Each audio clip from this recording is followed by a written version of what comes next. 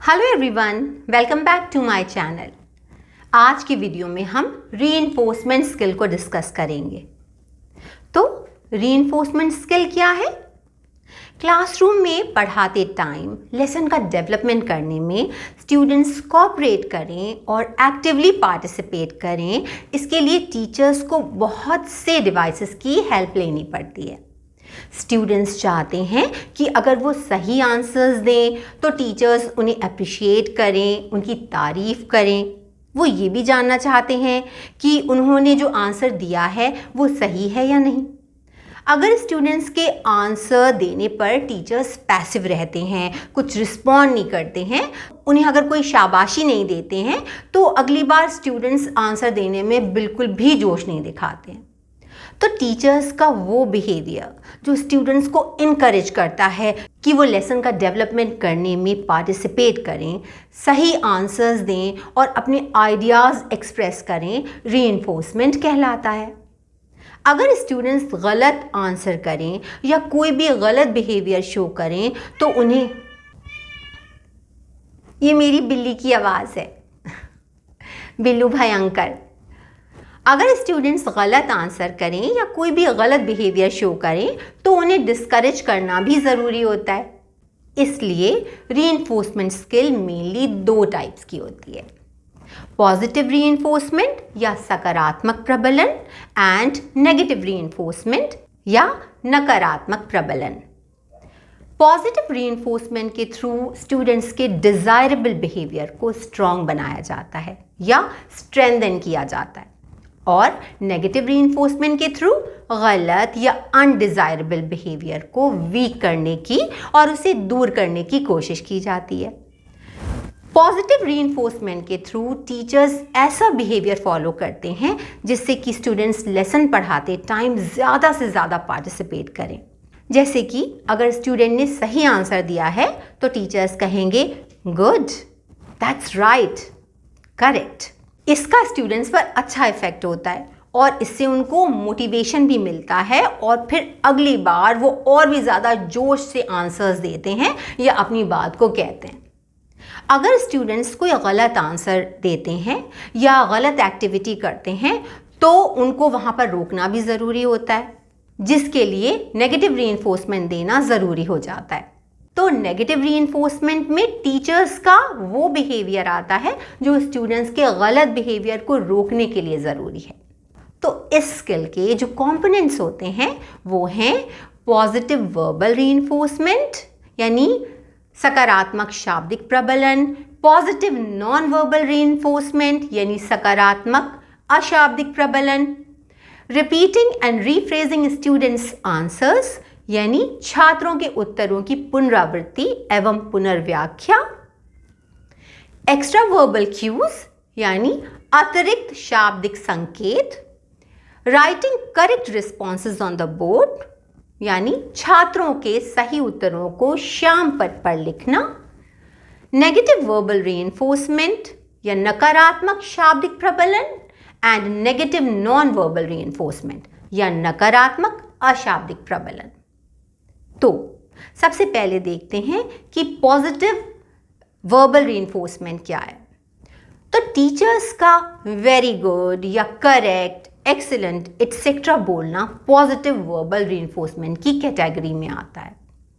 इसका मतलब होता है कि टीचर स्टूडेंट्स की फीलिंग्स को रिस्पेक्ट कर रहे हैं और उनके एक्सप्रेस किए हुए थॉट्स से वो अग्री करते हैं या सहमत हैं। सेकंड है पॉजिटिव नॉन वर्बल रीइंफोर्समेंट। तो जब टीचर्स बिना बोले हुए या बिना किसी वर्ड को यूज़ किए हुए खाली स्माइल करके या फिर सर हिलाकर या हाथ के इशारे से स्टूडेंट्स को मोटिवेट करते हैं तो ये पॉजिटिव नॉन वर्बल रीइंफोर्समेंट कहलाता है, क्योंकि यहाँ पर रीइंफोर्समेंट तो दिया गया है लेकिन किसी भी वर्ड को यूज़ किए हुए बिना। अक्सर टीचर्स किसी एक स्टूडेंट की बात सभी दूसरे स्टूडेंट्स को समझाने के लिए स्टूडेंट के आंसर को रिपीट करते हैं या फिर उसे अपने वर्ड्स में रीफ्रेज करके एक्सप्लेन भी करते हैं। तो ये repeating and rephrasing students answers कहलाता है। लेकिन याद रहे कि टीचर्स हमेशा करेक्ट आंसर को ही दोहराते हैं, गलत आंसर को नहीं दोहराते हैं। नेक्स्ट है एक्स्ट्रा वर्बल क्यूज। तो एक्स्ट्रा वर्बल क्यूज से मतलब है कि कुछ भी बोलते टाइम हमारी टोन कैसी है, हमारी पिच हाई है या लो है, हमारी स्पीच की रिदम कैसी है, एटसेट्रा। इससे भी बहुत फ़र्क पड़ता है ना। तो जब स्टूडेंट्स आंसर दे रहे होते हैं तो टीचर्स उनको ये एहसास दिलाने के लिए कि वो उनकी बात को सुन रहे हैं, बीच बीच में कहते हैं एटसेट्रा। तो इससे स्टूडेंट्स को लगता है कि टीचर को उनकी बात सही लग रही है और वो इनकरेज होते हैं कि वो अपनी बात को अच्छी तरह से टीचर के सामने कह सके। इसी को एक्स्ट्रा वर्बल क्यूज कहते हैं। नेक्स्ट है writing correct responses on the board. तो इससे मतलब है कि कभी कभी टीचर्स स्टूडेंट्स के आंसर्स को बोर्ड पर भी लिखते हैं, तो इससे भी स्टूडेंट्स मोटिवेट होते हैं और उन्हें रीइंफोर्समेंट मिलता है।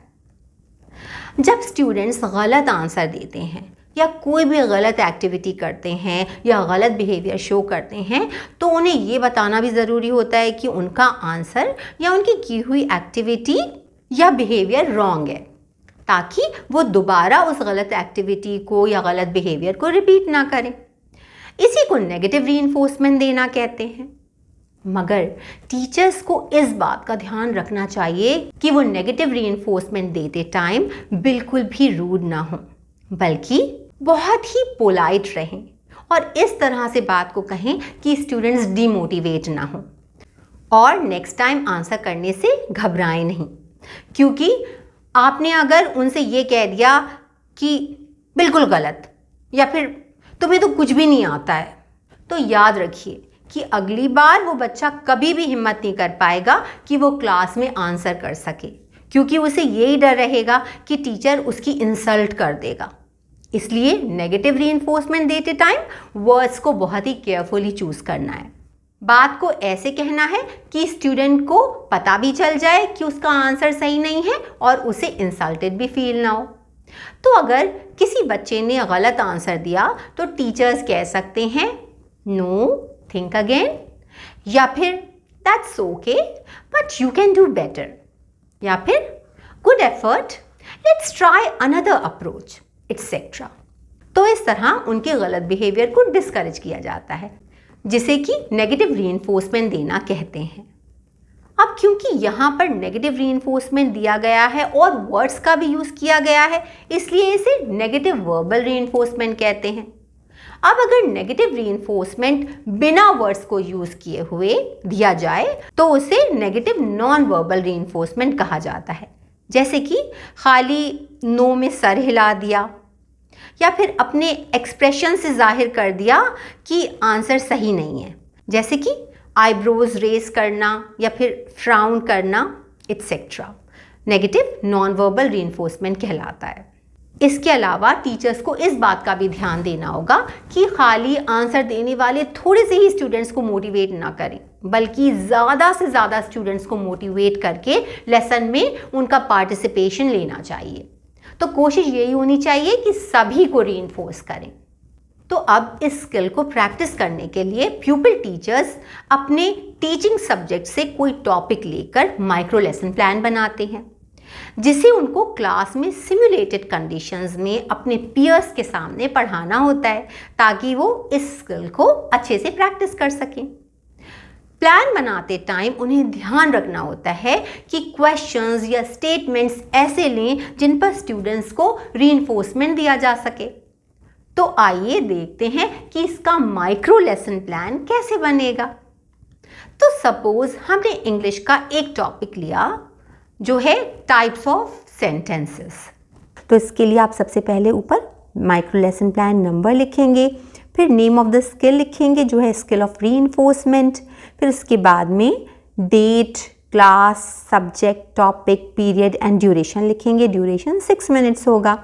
उसके बाद में इस स्किल को प्रैक्टिस करने का ऑब्जेक्टिव क्या है, to develop the skill of reinforcement, तो वो यहाँ पर लिख देंगे। उसके बाद में इस स्किल के कंपोनेंट्स लिख देंगे जो कि हम ऑलरेडी डिस्कस कर चुके हैं, जो हैं positive verbal reinforcement, positive non verbal reinforcement, repeating and rephrasing students answers, extra verbal cues, writing correct responses on the board, negative verbal reinforcement and negative non verbal reinforcement. उसके बाद में इस तरह से 3 कॉलम्स बनाएंगे। फर्स्ट कॉलम में लिखेंगे pupil teachers activity, second column में students activity and third column में कंपोनेंट्स। तो यहाँ पर क्योंकि हमें बच्चों को रीइंफोर्स करना है, इसलिए प्लान हमने इस तरह से बनाया है कि हम उनसे क्वेश्चंस पूछते जाएं और बच्चे आंसर्स देते जाएं, और जिस तरह का भी वो आंसर देंगे सही या गलत, तो उसके बेसिस पर हम उन्हें रीइंफोर्स करेंगे, जो कि हम प्यूपिल टीचर्स एक्टिविटी के कॉलम में नीचे लिख देंगे। तो सपोज़ हम, क्योंकि हमारा टॉपिक है टाइप्स ऑफ सेंटेंसेस, तो सपोज़ हम उनसे फर्स्ट क्वेश्चन पूछते हैं व्हाट इज़ अ सेंटेंस। तो स्टूडेंट्स बोलेंगे a sentence is a group of words that expresses a complete thought और आइडिया। तो ये करेक्ट आंसर है, तो इसलिए हम बच्चों को रीइंफोर्स करने के लिए कहेंगे वेरी गुड। तो वेरी गुड क्या है? वेरी गुड है पॉजिटिव वर्बल रीइंफोर्समेंट, मतलब यहाँ पर हमने वर्ड्स का यूज़ किया है, वो भी पॉजिटिव वे में, तो इसलिए ये कंपोनेंट नंबर 1 यहाँ पर लिखेंगे। हम यहाँ पर पूरा कंपोनेंट नहीं लिखेंगे, बल्कि जो इस कंपोनेंट का सीरियल नंबर हमने यहाँ पर दिया हुआ है कि सीरियल नंबर 1 पर है पॉजिटिव वर्बल रीइंफोर्समेंट, वही हम यहाँ पर लिख देंगे। क्योंकि अगर हम पूरे कंपोनेंट्स लिखेंगे तो बहुत टाइम भी लगेगा और वो बहुत स्पेस भी लेगा, इसलिए हम बस कंपोनेंट का सीरियल नंबर यहाँ पर डाल देंगे। उसके बाद में हम स्टूडेंट्स से नेक्स्ट क्वेश्चन पूछ सकते हैं, name 4 main types of sentences. तो स्टूडेंट्स का आंसर होगा 4 main types of sentences are declarative, interrogative, imperative and exclamatory sentences। तो यहाँ पर टीचर सिर्फ स्माइल करेगा और नॉट करेगा, यानी हाँ में सर हिलाएगा, और फिर बच्चे का रिस्पॉन्स बोर्ड पर लिख देगा। तो ये कौन से कंपोनेंट्स यहाँ पर यूज़ किए टीचर ने?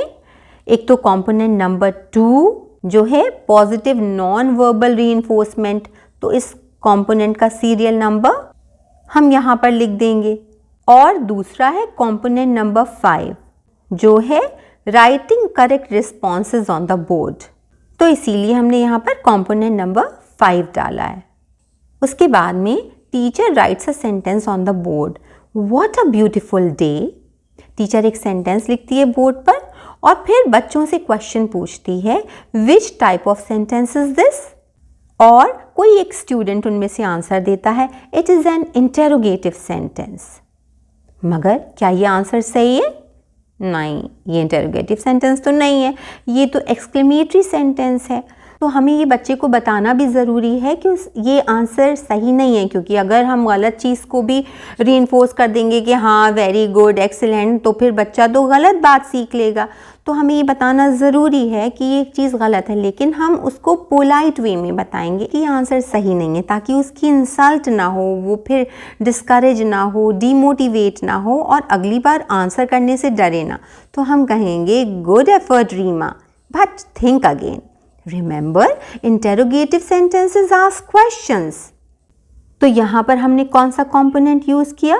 कंपोनेंट नंबर 6 जो है नेगेटिव वर्बल रीइंफोर्समेंट, क्योंकि यहाँ पर हमने उसको कहा कि good effort Reema but think again, तो हमने उसको बता दिया वर्ड्स के थ्रू कि वो आंसर गलत है। तो नेगेटिव भी हुआ और वर्बल भी हुआ, क्योंकि वर्बली हमने बताया। और ये कहते हुए हम किसी दूसरे बच्चे से क्वेश्चन पूछेंगे। हम कहेंगे Radha give me N example of interrogative sentences, क्योंकि रीमा ने गलती से एक्सक्लेमेटरी सेंटेंस को इंटेरोगेटिव बता दिया था। तो अब हम उसको क्लियर करना चाह रहे हैं कि वो इंटेरोगेटिव सेंटेंस नहीं है और इंटेरोगेटिव सेंटेंसेस क्या होते हैं। तो राधा से हम क्वेश्चन पूछेंगे तो राधा आंसर देगी where are you going is an example of interrogative sentence. तो हम कहेंगे perfect, where are you going is an interrogative sentence because it asks a question. तो यहाँ पर कौन से कंपोनेंट्स यूज हुए? पहला तो है कंपोनेंट नंबर 1 जो कि है पॉजिटिव वर्बल रीइंफोर्समेंट, क्योंकि हमने कहा परफेक्ट। और यहाँ पर एक और कंपोनेंट यूज हुआ है जो है कंपोनेंट नंबर 3 तो कंपोनेंट नंबर 3 क्या है? Repeating and rephrasing students answers.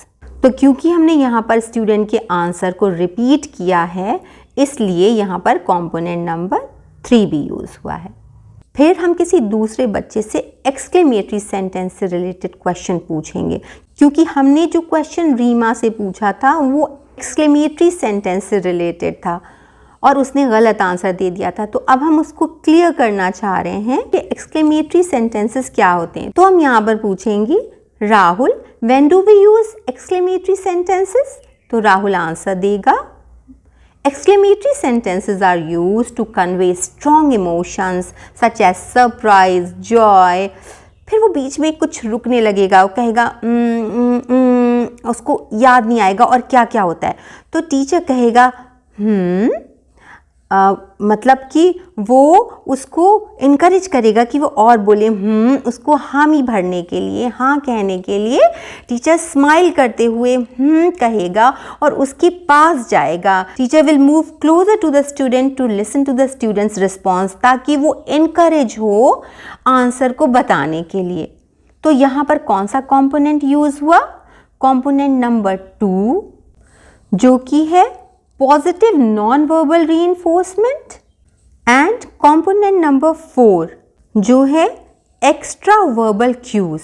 तो ये हम पहले भी डिस्कस कर चुके हैं कि जब बच्चे आंसर कर रहे हों तो उनको इनकरेज करने के लिए और उन्हें ये जताने के लिए कि हम तुम्हारी बात को समझ रहे हैं, सुन रहे हैं, टीचर बीच बीच में कहते हैं हाँ, या फिर वो स्माइल करते हैं जब वो आंसर दे रहे हैं, उसी टाइम पर वो स्माइल कर रहे हैं ताकि बच्चा इनकरेज हो कि वो और आंसर दे। तो ये चीज़ें एक्स्ट्रा वर्बल क्यूज़ कहलाती हैं। तो ये कंपोनेंट नंबर 4 है, इसलिए हमने यहाँ पर कंपोनेंट नंबर 4 लिख दिया।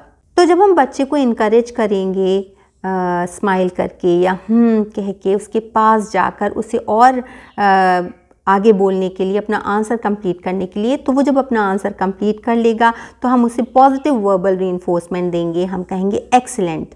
तो यहाँ पे क्योंकि हमने पॉजिटिव वर्बल रीइंफोर्समेंट यूज़ किया इसलिए हमने लिख दिया कंपोनेंट नंबर 1।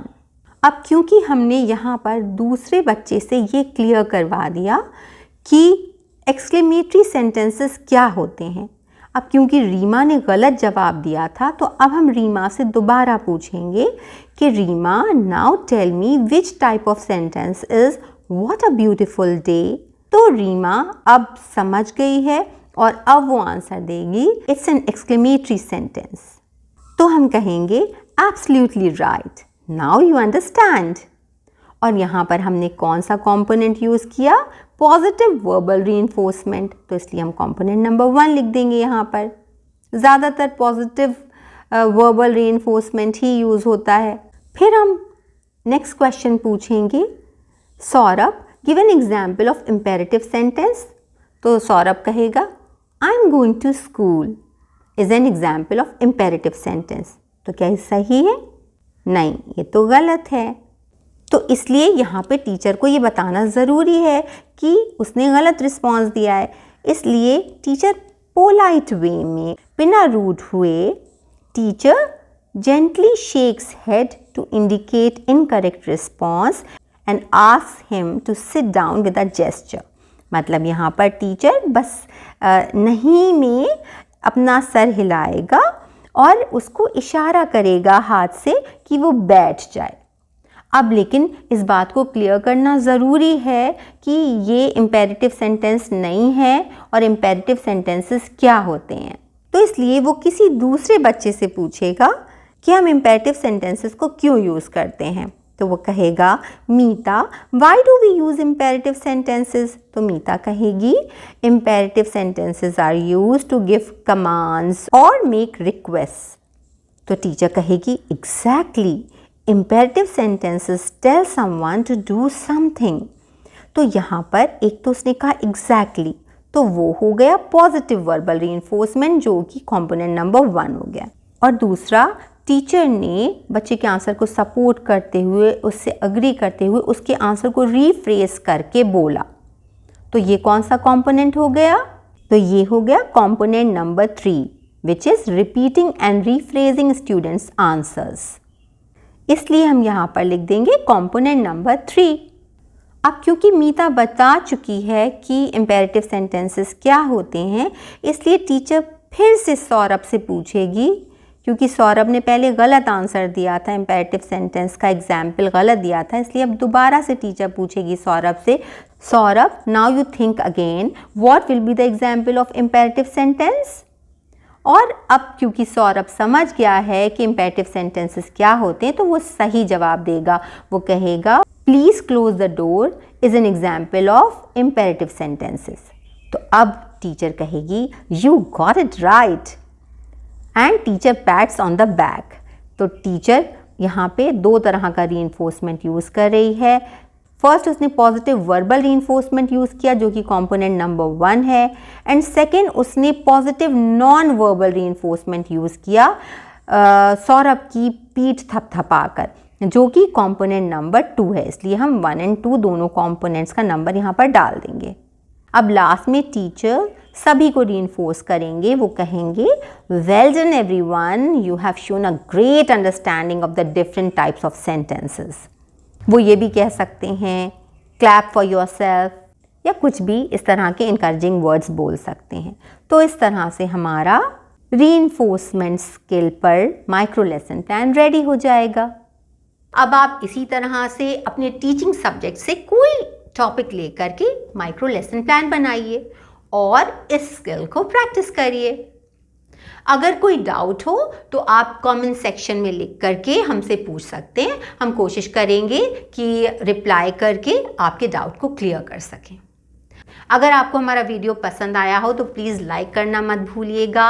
इस वीडियो को अपने फ्रेंड्स के साथ में शेयर भी करिएगा, और अगर आपने अभी तक हमारे चैनल को सब्सक्राइब नहीं किया है तो प्लीज़ इसे सब्सक्राइब भी ज़रूर करिएगा, और बेल आइकन को भी प्रेस कर दीजिएगा ताकि आपको हमारे न्यू वीडियोस का नोटिफिकेशन मिल सके।